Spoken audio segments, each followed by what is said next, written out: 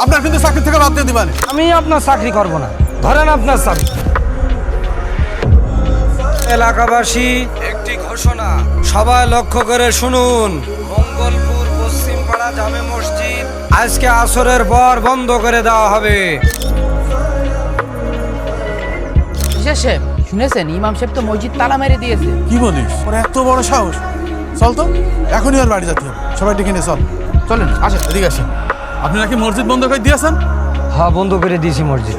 মানে কি? মানুষজন নামাজ পড়তে এসে ফিরে যাচ্ছে। আমি আজান দিয়ে নামাজ পড়েছি, 20 মিনিট বসে থাকিছি, একটা লোক মসজিদে নামাজ পড়তে আসি। এ আসলো কি আসলো না সেটা দেখার বিষয় আপনার না। আপনার যে দায়িত্ব দিয়ে আছে সেটা ঠিকঠাক মতো পালন করবেন। আপনি কি আপনার দায়িত্ব ঠিকঠাক মতন পালন করছেন?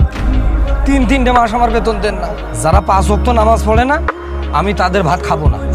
ইমাম সাহেব, আপনার কিন্তু চাকরি থাকবে না বলে দিলাম। আপনি বাদ দেবেন কি? আমি নিজেই আপনার চাকরি করব না। সখী থাকতে ভূতি গেলায়, তাই না? প্রয়োজন হলি ভ্যান চালিয়ে হালাল ইনকাম করে খাবো। তাও আপনারা যারা 5 ওয়াক্ত নামাজ পড়েন না, তাদের বাড়ি আমি ভাত খাবো না। এই ধরেন চাবি।